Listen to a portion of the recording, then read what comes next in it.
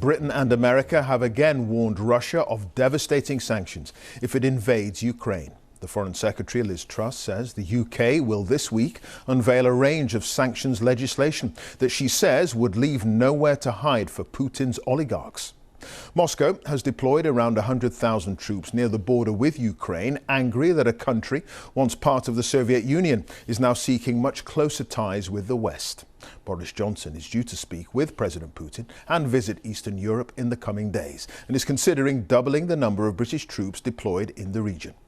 Well, our international correspondent Orla Guerin is live in Bakhmut in eastern Ukraine for us tonight. Orla.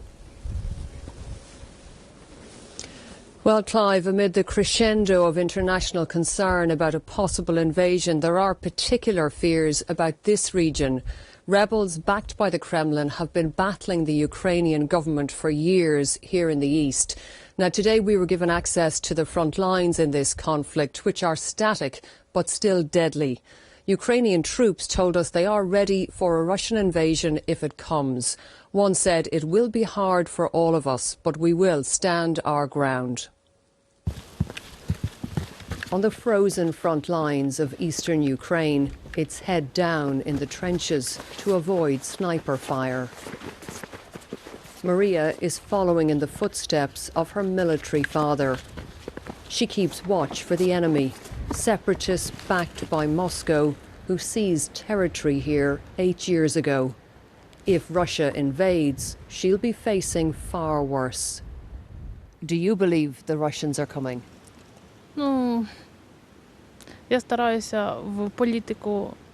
I try to avoid politics, she says.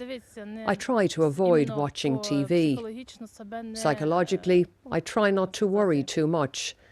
We have heard about the build-up of equipment, but we are ready. Troops here say they are not on a higher level of alert. So far, they stress, there's nothing to see here. A view echoed by the government in Kiev. These front lines haven't moved in years, but the fear is there could soon be a much bigger conflict here. And this is about more than the future of Ukraine. It's about the future shape of NATO, about the security of Europe. Battle lines are being drawn now in a new Cold War. All's quiet on the Eastern Front for the moment. And Moscow continues to insist it won't invade. But is this the calm before the storm? Some here know only too well what Russia and its allies can do. Shelling by separatists last November destroyed Ludmila Momot's home of 30 years. She's come back to show us the wreckage. And she had this plea for President Putin. Примиріться, примиріться, договоріться. Make peace.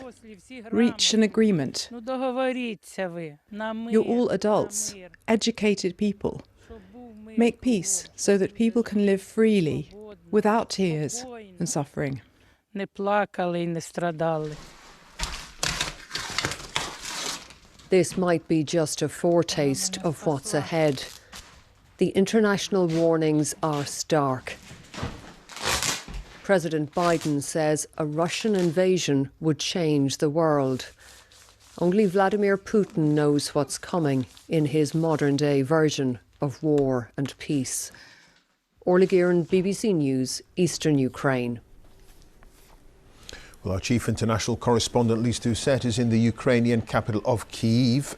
Lise, we've got the threat of tough sanctions, but this is at the beginning of a week where high-level diplomacy is going to be to the fore.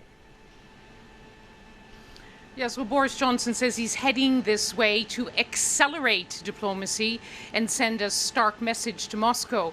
There already is a lot of talk and a lot of telephone calls to try to avert this shooting war. But this is also a moment when Western leaders, all of them, want to be seen to be doing something. And London's view seems to be matching Washington's, that an attack by Russia next month seems all but certain. Now, there's far less certainty in most European capitals, as well as here in Kiev, where President Zelensky has been warning that too much of this talk about escalation could actually create it. But I think you can say that no one is really certain what happens next, not even President Putin. Okay, Lise, thank you. Lise Doucette, they're live in Kyiv in Ukraine.